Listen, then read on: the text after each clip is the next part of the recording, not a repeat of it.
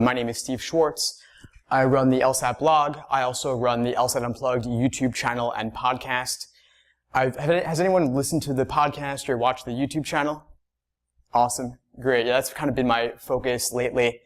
I'm releasing new podcast episodes every day, new YouTube videos every day. The blog I've been doing for over 10 years now, trying to cover every aspect of LSAT preparation under the sun: games, reasoning, reading comp, study schedules, test day prep, admissions, things of that nature. One thing I've been thinking a lot about lately is the fact that the LSAT is going digital this summer. When are you all planning on taking it? Anyone taking June? Nice. Okay, July? All right, a couple of Julys and then September? Beyond September? Okay, so are all of you familiar with the things that are happening this summer? You want me to give a brief rundown? Cool, well, I'll just quickly run through it. June's the last paper and pencil administration. Then starting in July, half of test takers will get the digital format, half will get the paper and pencil format.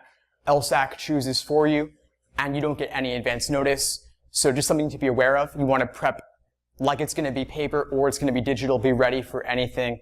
The LSAT will also be administered on a tablet. So you want to have a tablet, ideally, maybe not necessarily a Microsoft Surface Go, which is what the LSAT, digital LSAT will be. It could be an iPad, it could be a Samsung. Doesn't really matter, but you want something interactive. Now, the LSAT, as has always been the case, I gave you these logic games to work on right now. You're able to write freehand on the page as much as you like on the paper version. On the digital format, you're not going to be able to do that, though. You cannot draw freehand on the tablet the way you'd be able to on a piece of paper. You can highlight with their tool, you can underline with their tool, you can enlarge the text, you can decrease the size of the text, but you can't draw on the text itself. So instead, you're going to have scrap paper to the side. So what you see right now, that's the June 07 LSAT.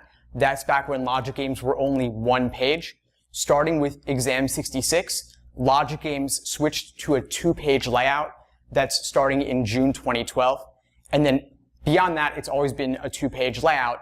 But again, starting this July and then September, it'll be totally digital. So you won't have any real kind of space constraint. They'll give you a booklet with scrap paper, maybe 8 or 10 pages or more, and that's awesome, but it is separately. You kind of have to go back and forth between your scrap paper and the exam questions themselves.